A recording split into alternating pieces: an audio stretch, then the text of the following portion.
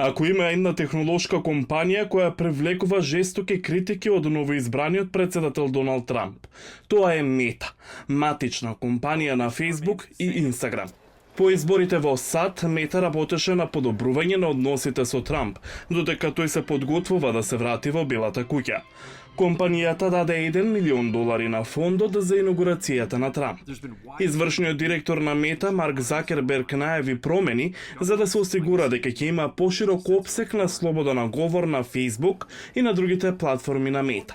Трамп и другите конзервативни лидери долго време го обвинуваат Facebook за цензура. Време е да се вратиме на нашите почетоци околу слободното изразување на Facebook и Instagram. Трамп ја одобри изјавата на Мета. Искрено, мислам дека тие направија значителен напредок.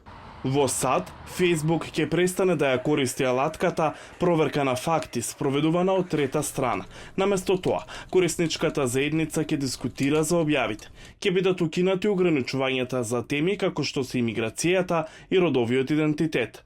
Ваквите промени предизвикаа различни реакции.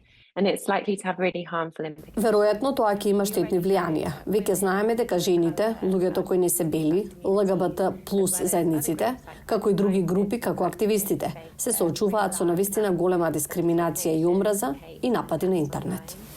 И додека на Facebook може да има поконзервативна содржина на краток рок, поголемото прашање е дали технолошките милиардери ја контролираат содржината на нивните сајтови. Која и да е разновидноста или слободата што сега забележувате или искусувате новие платформи, конкретно на Мета, тоа е многу слабо ниво на слобода на говор. Навистина не се заснова на никаква заштита. Закерберг рече дека ќе работи со администрацијата на Трамп за да се залага за слобода на изразување на глобално ниво.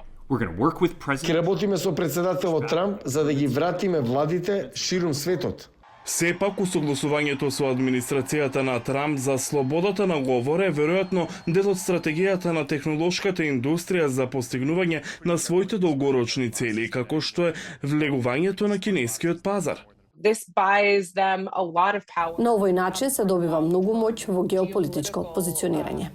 Facebook се очекува да ги примени овие промени во наредните недели.